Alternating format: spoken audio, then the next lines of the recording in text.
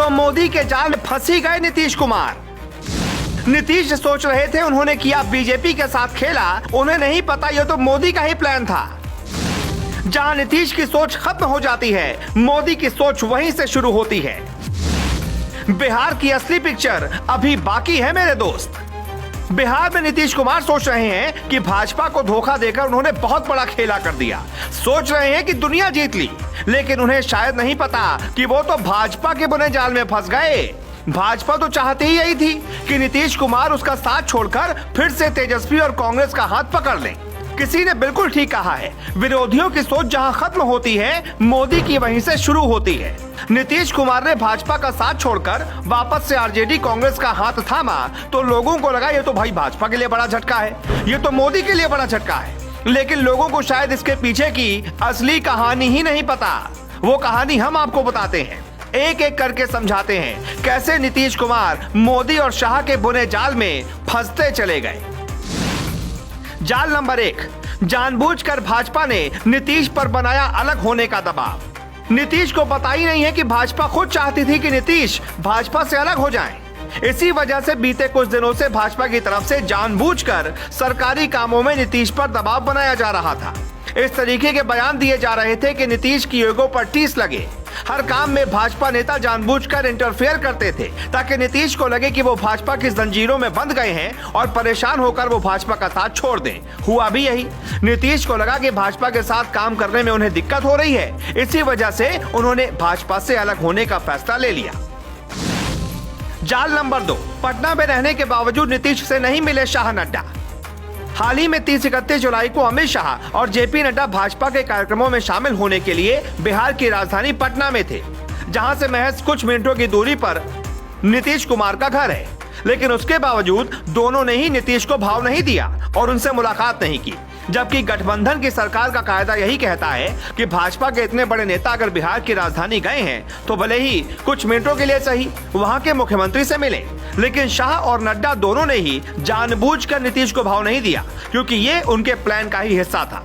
उन्हें पता था ये बात सीधा नीतीश के ईगो को चुभेगी और वो भाजपा से अलग होने की तरफ कदम आगे बढ़ा देंगे।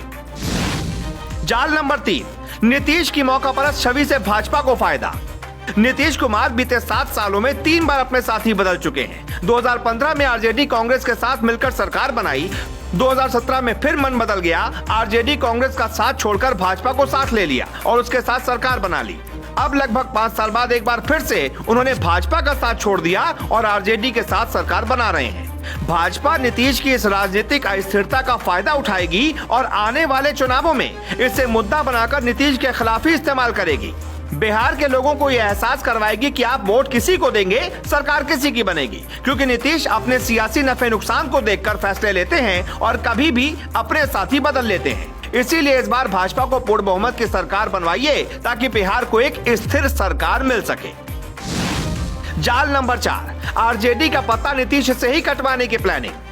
मोदी शाह को पता है बिहार में अगर पूर्ण बहुमत की सरकार बनानी है तो सबसे पहले आरजेडी का पत्ता काटना होगा, क्योंकि अभी भी आरजेडी का जनाधार बिहार में सबसे ज्यादा है। आरजेडी को नुकसान पहुंच गया तो बीजेपी का रास्ता क्लियर हो जाएगा। अब भी अगर विधानसभा सीटों के हिसाब से देखें तो आरजेडी के पास 79 विधायक हैं, यानी कि आरजेडी नंबर 1 पर है। बीजेपी के पास 77 यानी कि 77 विधायक हैं, बीजेपी नंबर 2 पर है। और जेडीयू के पास सिर्फ 45 ही विधायक हैं। यानी अगले चुनावों में भाजपा को आरजेडी से कम 30 सीटें और जेडीयू से महज 10 सीटें छीननी है। इतने में ही उसकी पूर्ण बहुमत की सरकार बन जाएगी। इसीलिए बीजेपी चाहती थी कि नीतीश और तेजस्वी मिलकर सरकार बना लें ताकि दोनों की राजनीतिक महत्वाकांक्षाओं का टकराव हो, और ये टकराव तभी होगा जब दोनों साथ मिलकर सरकार चलाएंगे। पिछली बार भी नीतीश ने इसी वजह से आरजेडी का साथ छोड़ा था, क्योंकि उन पर आरजेडी और कांग्रेस का दबाव रहता था। लेकिन इस बार नीतीश चाहकर भी लोकलाज के डर से फिर से पारा नहीं बदल पाएंगे और आरजेडी का साथ नहीं छोड़ पाएंगे, मजबूरी में सरकार चलाते रहेंगे। लेकिन हाँ, अंदर ही अंदर वो आरजेडी की जड़ें काटने की पूरी कोशिश करेंगे ताकि वो भी अपनी ताकत का एहसास आरजेडी को करवा पाए। बस मोदी शाह को भी यही चाहिए। बचपन में आपने 2 बिल्लियों की लड़ाई वाली कहानी तो सुनी होगी, जिसमें बंदर यानी कि तीसरी पार्टी का फायदा हो जाता है। बिहार में भी यही होने वाला है। बस आगे आगे देखिए होता है क्या। मोदी और शाह को समझ पाने में नीतीश जैसों को अभी 7 जन्म और लेने पड़ेंगे। ब्यूरो रिपोर्ट, अपना उत्तर प्रदेश।